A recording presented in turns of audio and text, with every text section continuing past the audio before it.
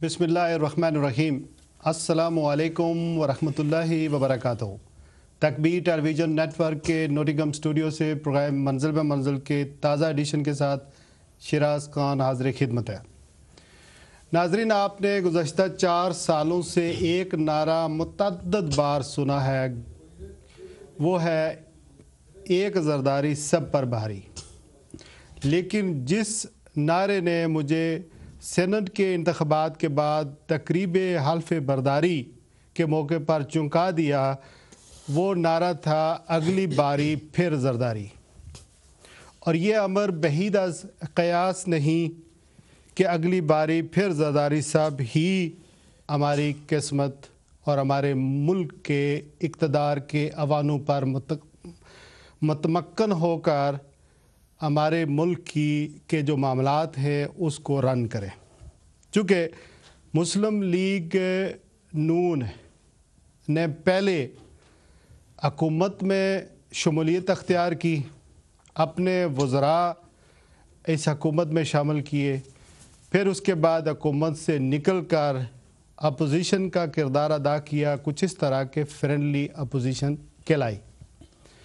कुछ अर्सा पहले गो ज़रदारी गो की कैंपेन लॉन्च की, मुहिम लॉन्च की, लेकिन अनफॉर्चुनेटली सेनेट के इंतख़ाबात के मौके पर और फिर जो 20वीं आइनी तरमीम इस वक्त दोनों जमातों ने मिलकर तय की है, अपने मुस्तकबिल का लाया अमल तय किया है, उससे ये लगता है कि फिर ज़रदारी साहब का अगला टेन्योर जो है वो कुछ सेफ होने जा रहा है। और रही के सही कसर, वो इस वक्त मेहरान बैंक के स्कैंडल ने मुस्लिम लीग नून को बुरी तरह एक्सपोज कर दिया है। अब लगता यही है कि मियां मोहम्मद नवाज़ शरीफ साहब और मुस्लिम लीग नून की वो उम्मीदें जो आइंदा इलेक्शन में क्लीन स्वीप करने के बारे में थी, वो अब शायद पूरी ना हो सकें। ज़रदारी साहब पर स्विस बैंक में पड़े पैसों का ज़ोर वापस लाने के बारे में, जो पैसे पड़े हुए हैं उनको वापस लाने के बारे में जो मियां मोहम्मद नवाज़ शरीफ साहब ज़ोर देते थे, अब उसमें कमी आ गई है। अब यूनुस हबीब के इंकशाफात ऐसे हैं कि 20 करोड़ रुपया 1990 की दहाई में मियां मोहम्मद नवाज़ शरीफ साहब ने लिया है। अब ये उस हिसाब से देखा जाए तो 100 यानी 100 करोड़ के नज़दीक जो है ये पैसे इस वक्त जो है वो बनते हैं। ये मुस्लिम लीग नून की सियासत पर गहरा डेंट पड़ा है। ज़िमनी इंतख़ाबात में आपने देखा कि हम करप्शन का रोना रोते हैं, महंगाई का रोना रोते हैं, अवामुन्नास के बुरे हालात हैं पूरे मुल्क के अंदर, लेकिन ज़िमनी इंतख़ाबात में लाखों तक की वोटें जो है इन दोनों जमातों को पड़ी है। और फिर सेनेट के अंदर 48% जो अक्सरियत है वो पीपल्स पार्टी को और नून लीग को भी दूसरी बड़ी जमात जो है वो बनकर सामने आई है। तो अब देखना यही है कि क्या ये जमातें ये सारे 4 साल जितनी करप्शन, जितनी महंगाई, जितनी बैड गवर्नेंस इन्होंने की है, इसके बावजूद लोग इन्हें वोटें देने जा रहे हैं। और आइंदा का सिनारियो क्या यही बनेगा, और अगर यही बनेगा तो इस मुल्क की तकदीर का क्या होगा। दूसरी जानब जो तहरीक इंसाफ है, पाकिस्तान तहरीक इंसाफ, वो ये दावा कर रही है कि वो आइंदा ये बैड गवर्नेंस और इन दोनों जमातों से जो तंग लोग हैं, जो मजबूर लोग हैं, उनके लिए अब एक ऑप्शन आ गया है और वो तहरीक इंसाफ को कामयाब करने के लिए मैदान में उतरेंगे। और हो सकता है कि तहरीक इंसाफ ही इस नैज पर पहुंच जाए, इस पोजीशन पर पहुंच जाए कि मुल्क की सबसे बड़ी कुव्वत बनकर सामने आए। आज हमने इस चीज़ का जायज़ा लेना है कि क्या वाकई पाकिस्तान तहरीक इंसाफ पाकिस्तान की मौजूदा सूरत हाल کہ نظر اس کی موجودہ صورتحال جو ہے یہ بن رہی ہے، جو کرنٹ سیناریو ہے، اس میں کیا واقعی تحریک انصاف جو ہے آئندہ الیکشن لڑنے کے اور جیتنے کے قابل ہوگی یا نہیں؟ کیا واقعی تحریک انصاف تیسری قوت ہے؟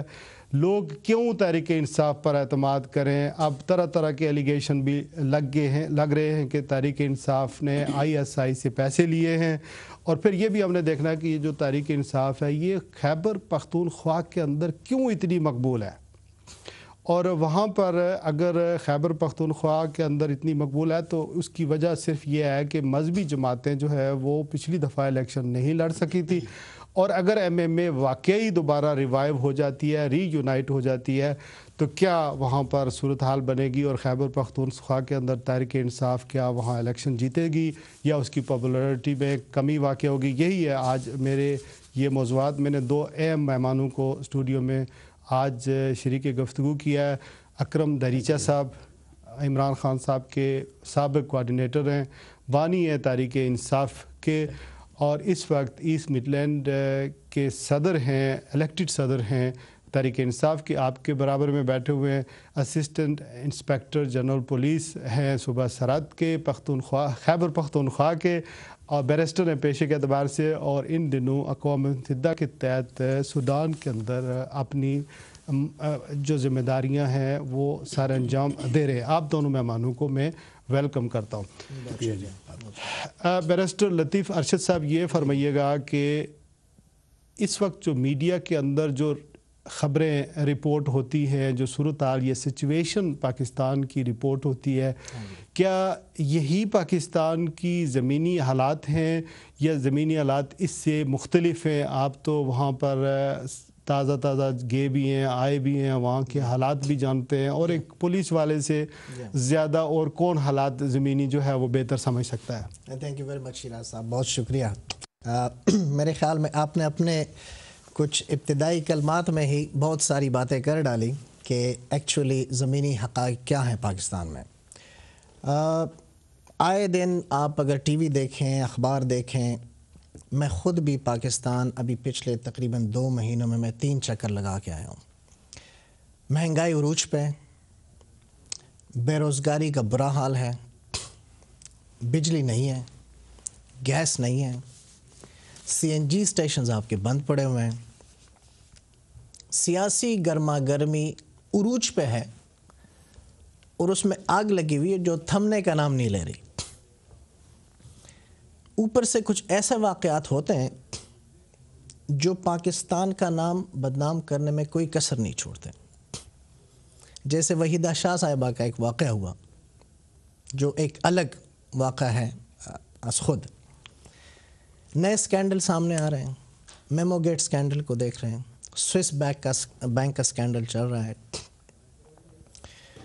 اب جو آپ نے ذکر کیا یونس حبیب صاحب کا مہران بینک سکینڈل، بلوچستان کا مسئلہ، اور سب سے بڑا جو مسئلہ ہے جو میں سمجھتا ہوں، آپ نے صوبہ خیبر پختونخوا کا ذکر بھی کیا،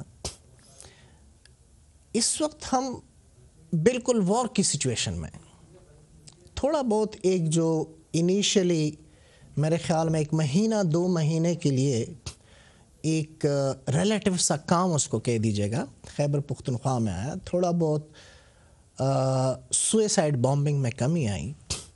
اب ایک بار پھر خوب آب و تاب کے ساتھ وہ سب کچھ ہو رہا ہے۔ پرسوں کا واقعہ، جنازے میں سوئسائڈ بام پھٹا، 15 لوگ مارے گئے، اور ہمارے اسپیکر کا جو اسمبلی کا ڈپٹی اسپیکر ہے وہ بھی اس جنازے میں تھے لیکن وہ بچ گئے۔ اب کل میں اخبار میں پڑھ رہا تھا کہ صوبہ خیبر پختونخوا میں جتنے بھی اہم لوگ ہیں، چاہے وہ سرکاری ہیں یا سیاسی ہیں، جو سرکاری اہلکار ہیں، ان کے جنازوں پہ جانے کی پابندی لگا دی گئی۔ تو میں سمجھتا ہوں کہ آپ جن حقیقی جو زمینی حقائق کی آپ جو بات کر رہے ہیں یا جو میڈیا میں آ رہا ہے، شاید میڈیا بہت کم دکھا رہا ہے۔ اچھا، ہاں جی، اس سے ورسٹ ہے صورتحال؟ اس سے سچویشن بہت ورس ہے۔ یعنی بجلی نے اتنا برا حال لوگوں کا کیا ہوا ہے کہ پہلے ہم لوگ کہتے تھے کہ جی اوہو بجلی چلی گئی، اب لوگ کہتے ہیں اوہو بجلی آ گئی۔ سچویشن یہ ہے، اور غریب آدمی ہے وہ غربت کے مارے پس رہا ہے، تباہ ہو رہا ہے. اور آپ جو آئے دن ٹی وی میں دیکھتے ہیں کہ جو لوگ، عام لوگ غربت کے مارے سوئسائڈ کرنے پہ مجبور ہو جاتے ہیں، لوگ جو اپنے بچوں کو مار رہے ہیں، تو سچویشن تو میں کہتا ہوں کہ ورسٹ ہے.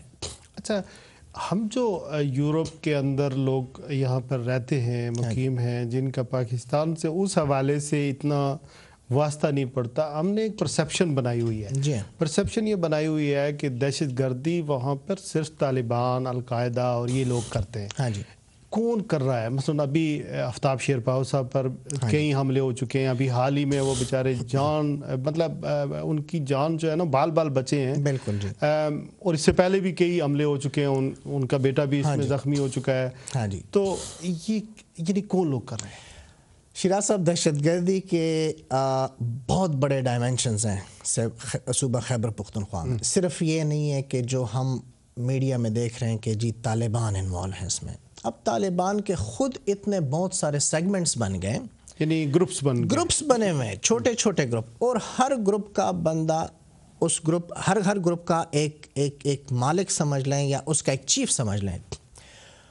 اور فار رینسم جو لوگوں کو اغوا کرتے ہیں، پشاور سے اتنے لوگ اغوا ہوئے، میں نہیں سمجھتا ہوں کہ یہ کسی ایک سیکٹ یا کسی ایک گروپ کا کام ہے.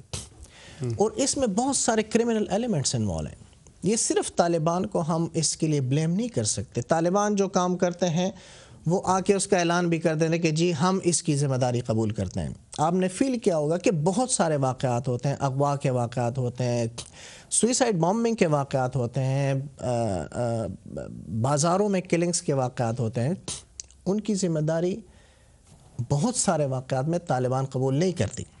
اچھا، تو اس میں بہت سارے کچھ کرمنل ایلیمنٹس بھی انوالو ہیں جو اس ٹائپ کی ایکٹیویٹیز میں ہے. وہ آفتاب شیرپاؤ پر کیوں حملے ہوتے ہیں اسپیسیفکلی؟ ویل، میرے خیال میں ایک تو جو سیٹ اپ ہے NWFP کا، ایک تو پولیٹیکل، وہ بھی اس کو کہا جا سکتا ہے کہ میرے خیال میں زیادہ تر سیاسی بھی ہے، کیونکہ خیبر پختونخوا میں جو ہمارا کلچر ہے وہ سیاست کے ساتھ دشمنی بھی چلتی رہتی ہے. ٹھیک. تو ایک وہ ایلیمنٹ بھی انوالو ہے، اور دوسرا ویسے بھی law and order situation create کرنے والی بات ہوتی ہے. جب ایک بڑا ٹارگٹ مارا جاتا ہے تو نیچرلی حالات خراب ہوتے ہیں اس سے.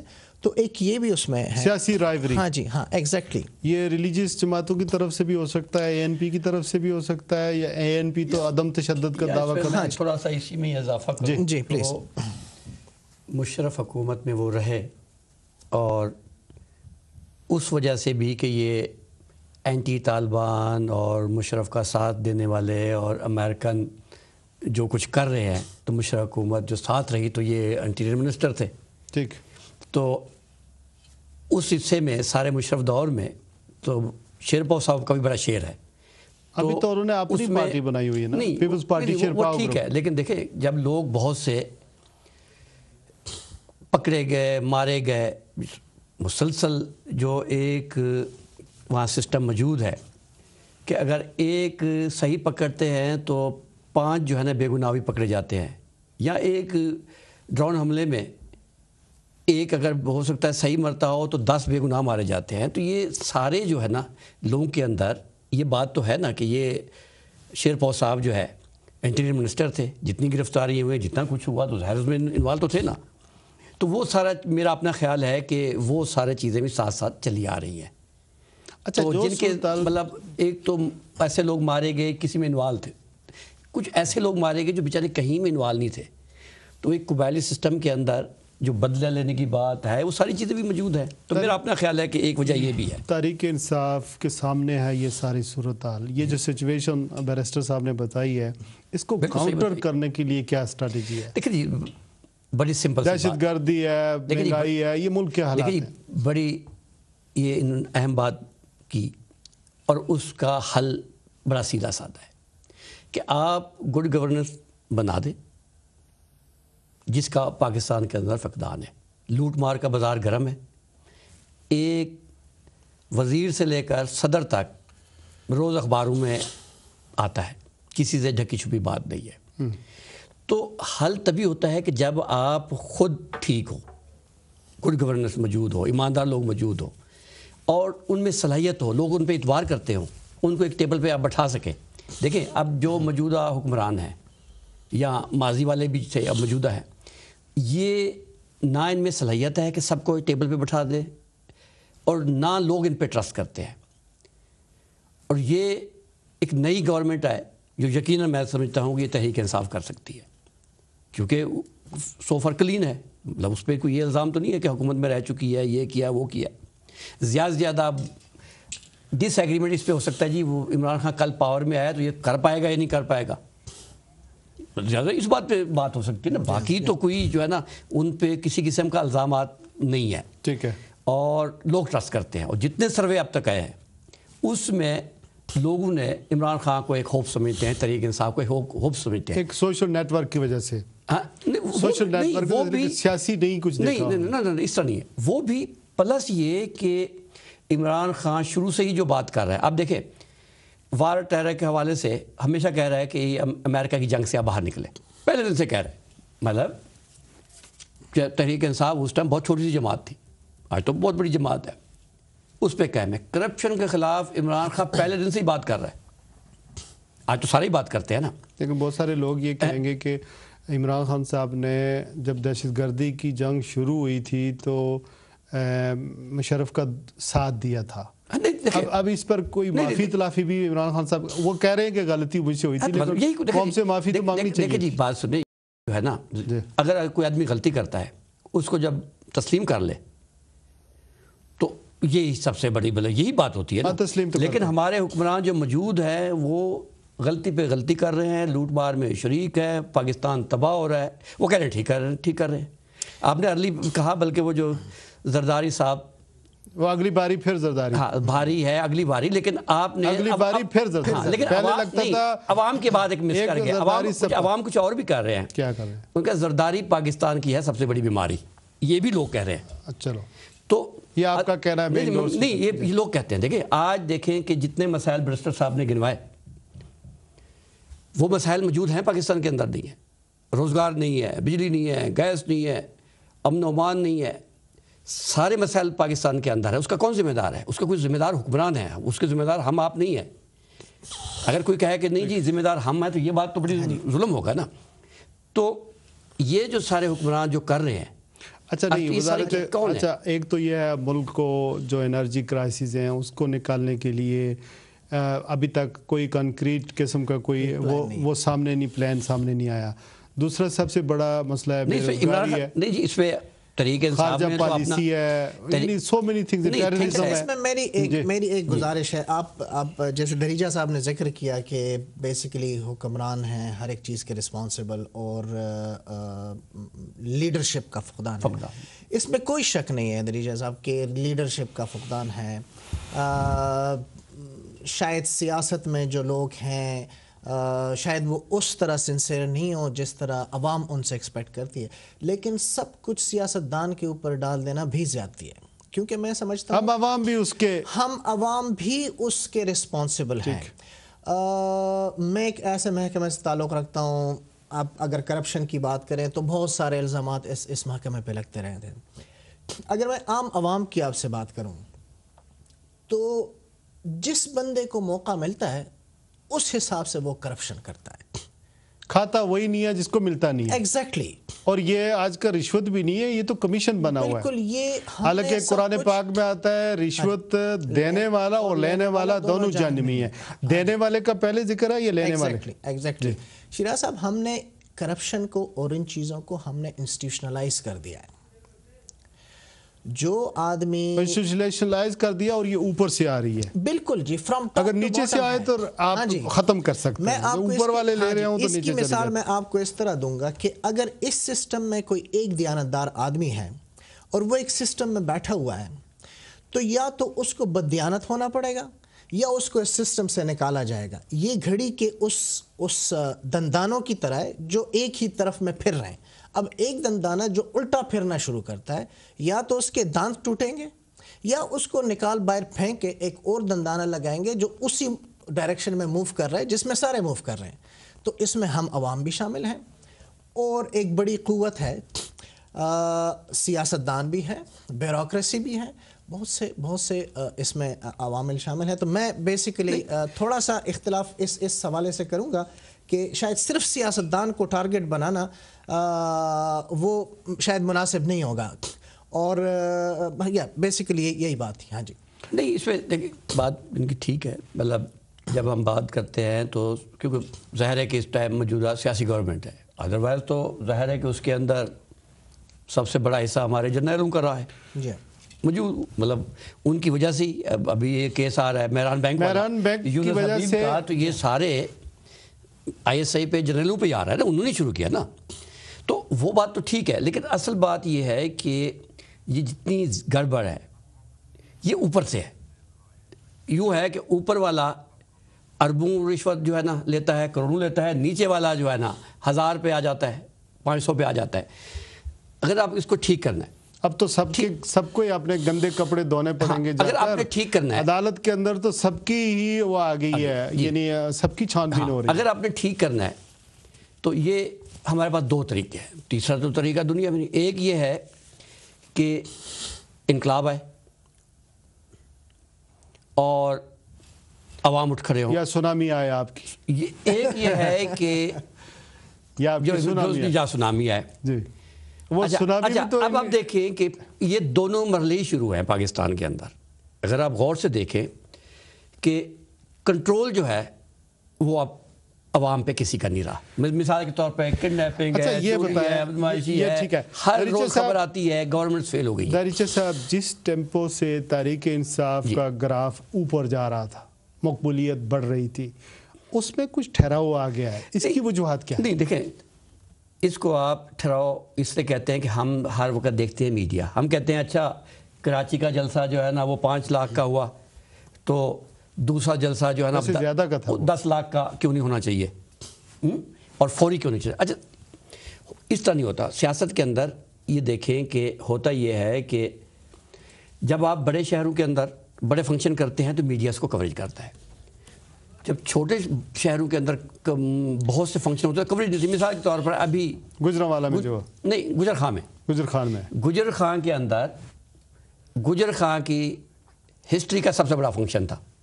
مطلب چھوٹے سے شہر میں اتنے بڑی پبلک کا آنا، لیکن آپ دیکھیں اس کی کوریج نہیں آئی، بہت تھوڑی آئی. اس کی کیا وجہ؟ اس کی وجہ یہ ہے کہ مطلب میں ذاتی طور پہ یہ سمجھتا ہوں کہ تحریک انصاف کی مقبولیت کو دیکھ کر اور میڈیا اور سارے اب یہ سمجھنے لگ گئے ہیں، یہ تو آ رہے ہیں. عمران خان کل جو کرپشن روکنے کی بات کرتا ہے، انصاف کی بات کرتا ہے، تو ظاہر ہے کہ کوئی میڈیا کو غریب آدمی کے تو نہیں ہے، تو ظاہر ہے اسی مافیا میں وہ بھی تو ایک بڑا مافیا ہے، وہ یہ اربوں کی گیم ہے. تو مجھے لگتا ہے کہ پہلے تو ان کا خیال تھا شاید نہیں آ رہا، اب انہیں لگا ہے جب یہ آ رہا ہے تو مجھے لگتا ہے کہ میڈیا نے کوریج کم کر دی ہے، جس کی وجہ سے نظر آتا ہے کہ آپ کوئی وکٹ بھی تو نہیں گر رہی ہے، لیکن وکٹیں نہیں گر رہی ہیں. اور اس میں یہ ہے کہ کچھ تحریک انصاف نے جو نامور لوگ تھے ان کے شامل ہونے کی وجہ سے ان کو تھوڑا سی بریک لگائی. اکرم دریچہ صاحب ہمارے ساتھ ہیں، بیرسٹر لطیف ارشد صاحب ہمارے ساتھ ہیں، اور ناظرین آپ کو بتاتا چلوں کہ بریک کے فوراً بعد کچھ مہمان بھی ایکسپیکٹڈ ہیں جو میرے اس پروگرام میں خصوصی طور پر میں نے ارینج کیے ہیں، اور پھر لائن بھی ہم انشاءاللہ کھولیں گے. We going to have a very short break. Take a break نا.